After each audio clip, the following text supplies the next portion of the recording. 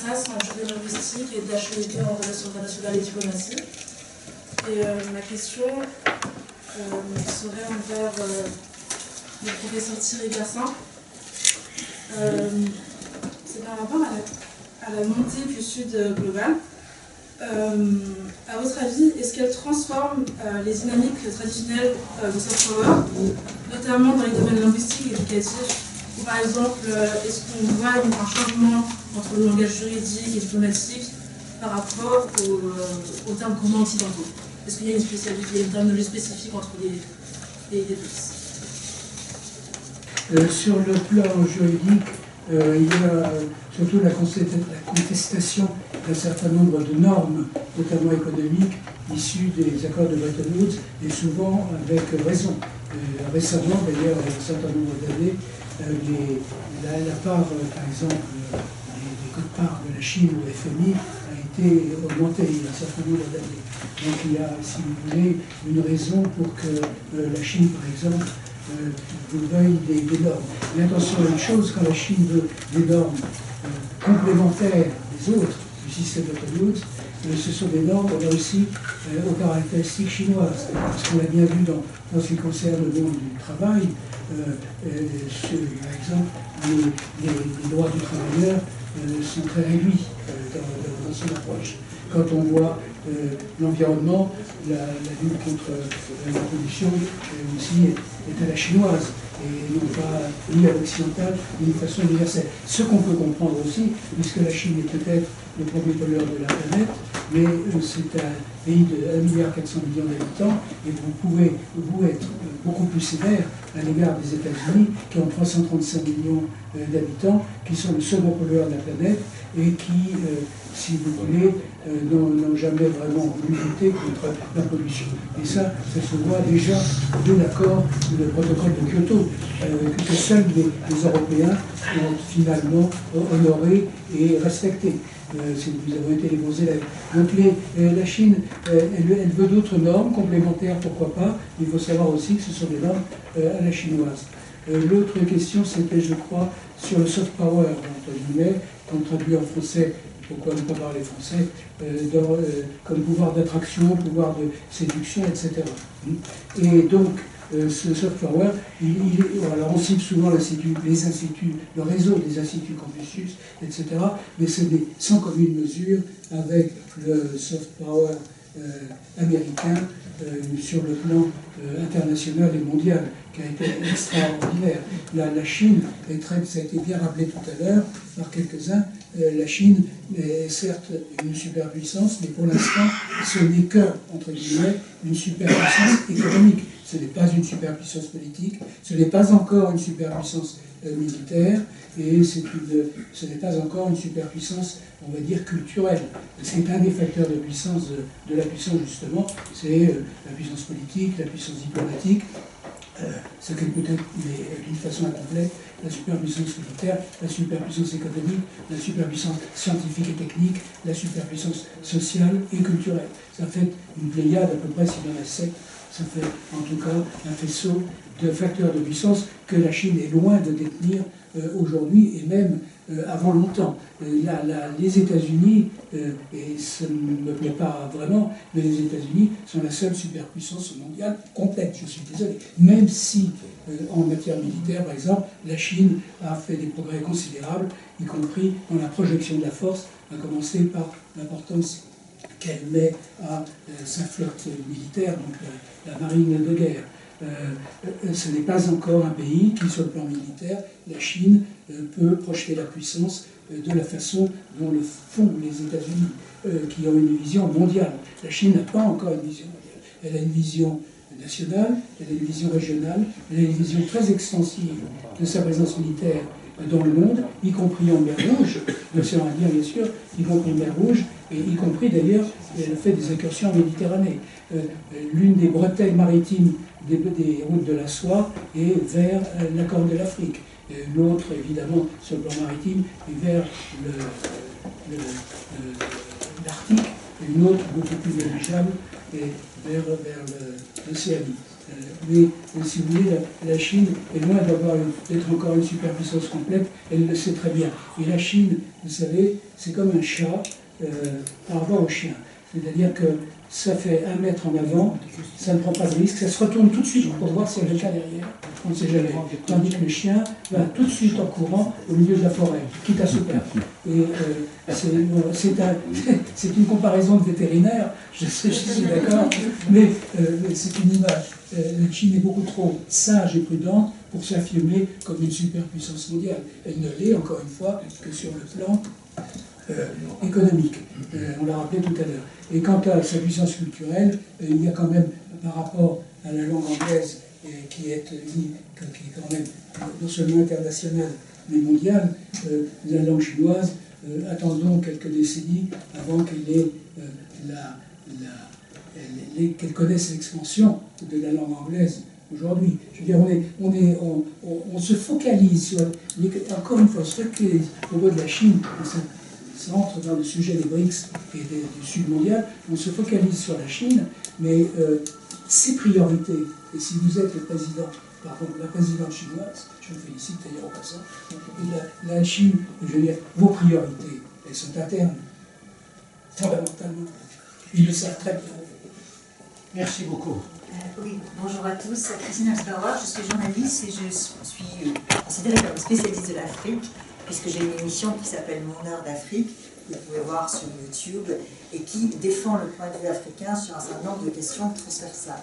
Voilà. Alors moi, je voudrais juste rapidement poser la question de l'avenir d'un certain nombre d'États émergents africains, Nigeria notamment, au sein des BRICS, et notamment par rapport à ce qui est actuellement un des grands problèmes en Afrique, c'est-à-dire l'utilisation de local currency, de monnaie locale, pour pouvoir faciliter les paiements internes, puisqu'il y a tout le temps une course au dollar en Afrique, et on est en train de mettre en place une ZLECAf, comme vous le savez, une zone de libre-échange, qui se heurte un peu à ce problème de savoir quelle monnaie.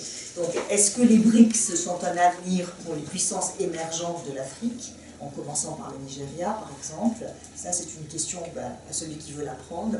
Et est-ce que la dédollarisation, à votre avis, madame, j'ai beaucoup apprécié votre intervention, elle était très prudente, la dédollarisation va véritablement s'accentuer ou vous la voyez au contraire rester timide? Oui, en anglais.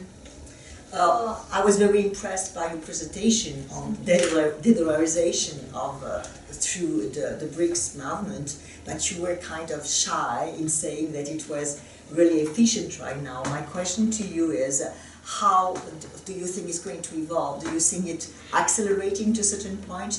Because, you know, de-dollarization means actually really defeat the power of the United States, which used the dollar as really a weapon, as to speak.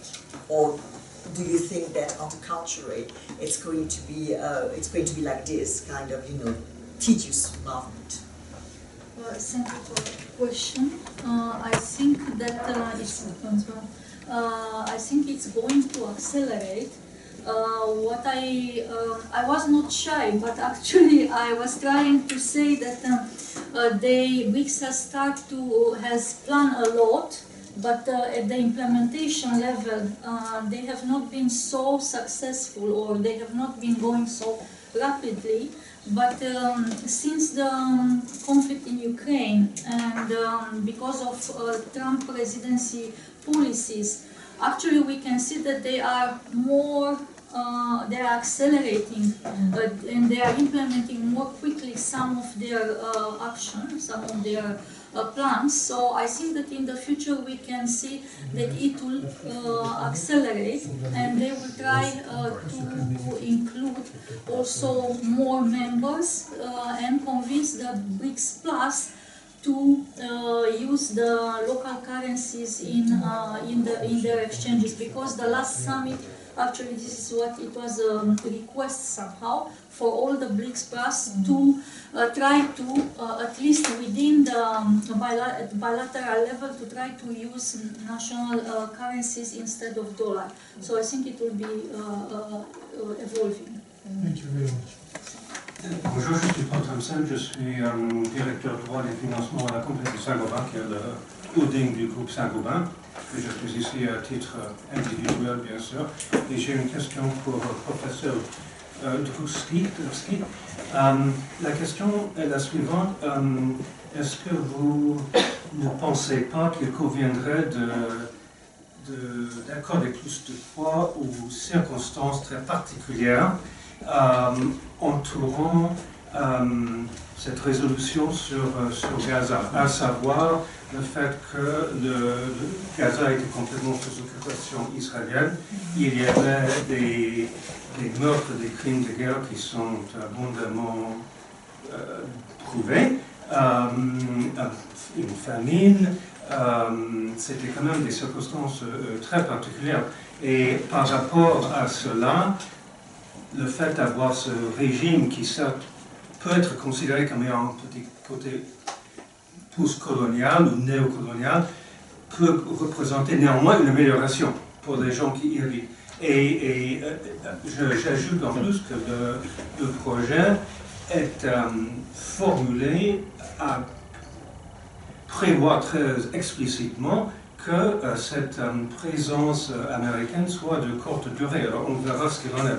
Mais le concept en tout cas était clairement cela, avec une sorte de montée en puissance d'une autorité palestinienne. Et même si on peut dire que ça va peut-être durer 50 ans, dans l'idée, il me semble qu'on ne peut pas dire que le concept était complètement ridicule, dans la mesure où l'autorité palestinienne ne fonctionne pas très bien, elle est considérée comme étant trop mou vis-à-vis d'Israël. Donc il y avait un véritable sujet de constituer une autorité palestinienne qui puisse vraiment faire le travail. Donc est-ce qu'il n'y avait pas lieu de tenir compte de ces éléments très particuliers avant d'arriver à votre conclusion assez générale? Oui, je suis d'accord que la situation était complexe. Merci beaucoup, c'est très court, s'il vous plaît, parce qu'il y a des questions. Oui, donc non, la situation était très complexe, mais disons que sur le plan du principe et du droit, cette résolution viole la Charte des Nations Unies. Avec le droit à l'autodétermination. Il n'est pas prévu de tenir des élections. Il n'est pas prévu donc d'appliquer le droit à l'autodétermination. Je pense que c'est ça qui compte, qui va marquer les peuples. Parce qu'il faut penser pas seulement aux États. Je comprends la position des États. Mais les peuples, pour eux, on a trahi les Gazaouis. Merci beaucoup. Monsieur le professeur, you have the explication.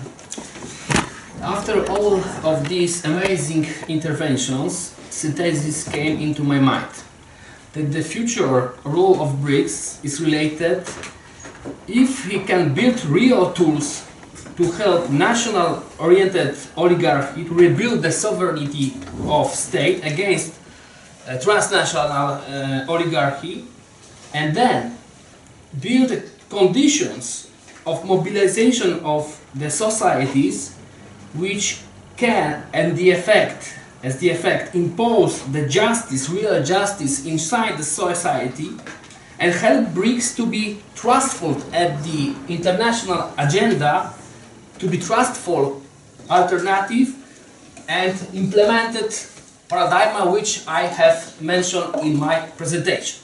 And dear participants, that is the questions which need next seminar. Thank you. C'est une question peut-être plutôt pour Bruno Dreski, mais ça s'adresse à ceux qui connaissent ce sujet. La figure de Cecil Rhodes a été évoquée, je crois, par monsieur. Elle n'est pas forcément très connue en France. Il me semble qu'il a donné naissance à la Société Fabienne, dont a fait partie, je crois, Bill Clinton et un certain nombre de personnalités politiques de premier plan à notre époque. Et ça remonte pourtant à très loin. Et ma question est la suivante. Est-ce que du côté des BRICS, il y a des cercles d'influence comme il existe en Occident, le Bilderberg, le CFA, la commission trilatérale? Est-ce qu'il y a des cercles comme ça d'influence côté BRICS, tout simplement? Merci beaucoup. Et j'ai oublié de dire que je suis journaliste et réalisateur en plus d'être caméraman pour la télé. Oui, mais alors, ce qui est intéressant avec les BRICS, c'est en fait tout ce qui est collaboration interuniversitaire. Là, il y a vraiment, ça avance de façon très très régulière. Alors, c'est peut-être pas des think tanks, c'est peut-être pas des ONG, c'est peut-être pas ce à quoi on est habitué en Occident, mais en revanche, c'est quelque chose qui aborde à peu près tous les sujets scientifiques, politiques, économiques, sociaux, avec une vision, à mon avis, enfin, ça construit une potentielle vision alternative. On verra les résultats. Merci beaucoup. Bien. Merci beaucoup. Merci. Et à bientôt.